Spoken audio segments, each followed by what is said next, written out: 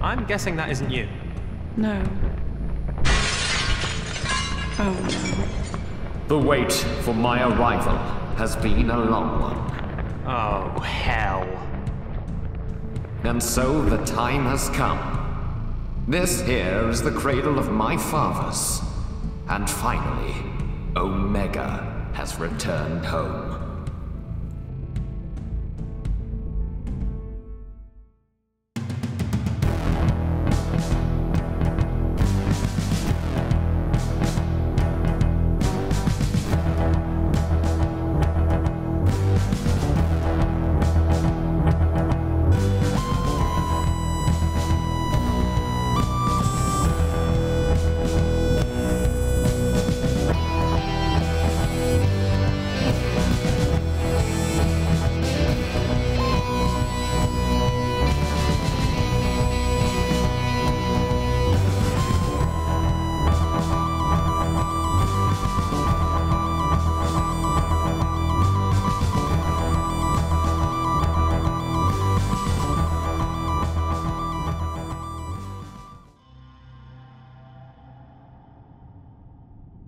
The Doctor and the Master faced off against the Dark Lord of Gallifrey, the birth of Harmony, Omega.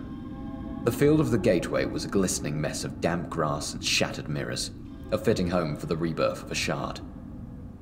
The first thing the Doctor said was, "You're dead." And Omega laughed.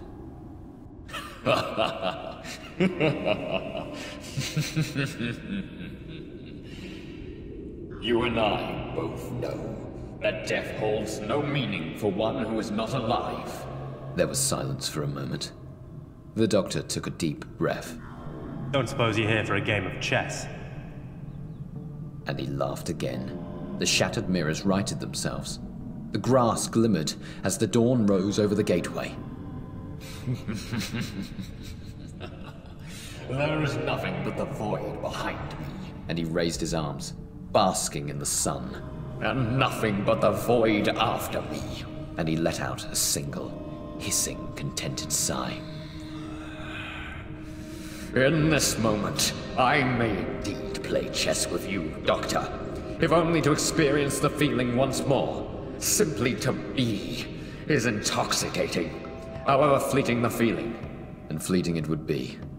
Like the single flicker of a fire in a candle before it was snuffed out. Yet that would be enough for this shard of Omega. Will you play a game with me? Steadfast in his resolve, the Doctor called a spade a spade. Your being here is a mistake. You're an unstable remnant given form, an echo.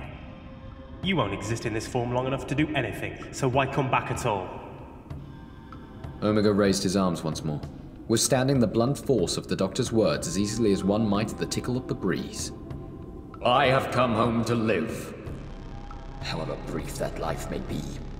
To breathe the air, to feel the wind. Is that not enough? And in that moment, the Doctor's companion spoke up. If that's true, take the helmet off. Show your face. Or could it be that there's no skin to feel the wind? That there are no lungs to draw breath? This eradicated the patience of the Dark Lord of Gallifrey, whose arms were raised now in fury. Can I not have this? Can you not allow me this? To live unshackled for a moment? To imagine myself being free for a second? The Doctor was cold. Every time you've come back to this reality, you've done so to hurt the people who live here. There is not a single second of your existence that you've not spent being a menace. You are a destroyer, a herald of darkness. Bad news, in capital letters and an angry-looking font. Omega lowered his arms, and the truth settled between the three Time Lords, like ash in the wasteland. It is so. that I am all these things and more, as you are the champion of life and light, destined to stand against me. Undaunted, the Doctor smirked. Since we both know the story, why not skip to the end? There's no need for strife. Fancy word, strife. Sure, she will remember. But Omega only laughed again. Compromiso, Doctor. The show must go on, and you and I must perform like the dancing monkeys we are for the hosts beyond.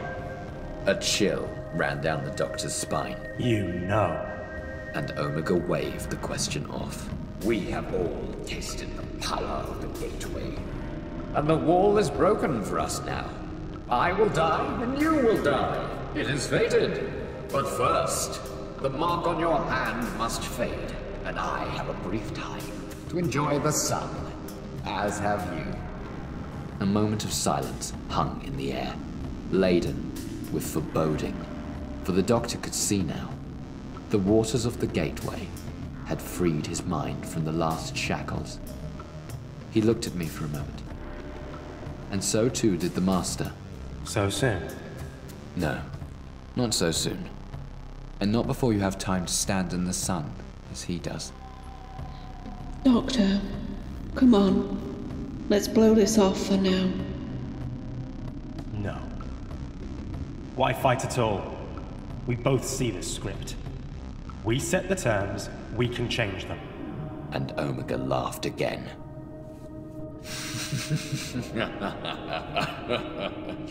We cannot. They demand their pound of flesh from us, Doctor. For however many or however few show up to the performance, we players are destined to play nonetheless. The hall is rented, the orchestra engaged. Shall we not see if we can dance? And then he was gone, and the Doctor and the Master were alone. Alone, of course, save for me, and for you, listener. You cannot see, of course, but there was such anger in the set of the Doctor's bearded jaw. He had already felt the constraints, the needs of the narrative binding him to an action he knew he should not take, but had to. No! But he could not escape it. Neither of them could. And to try was futile. One way or another, the dance would play out, and everything they would do would be rendered meaningless. No! Make whatever pronouncements you choose. The end awaits, regardless. Are you okay? I'm fine. You're not fine. Of course I'm not sodding fine. But whatever. We're bound to it now. Come on, I have a sudden urge to get drunk at Shan's bar. Sounds like a plan.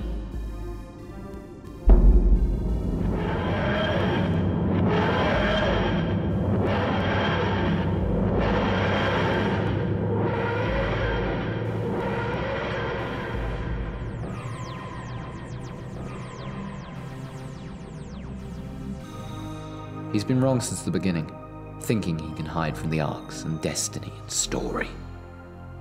You can only hide from the future for so long before it comes to find you. All things are finite, and there is nothing but the void after.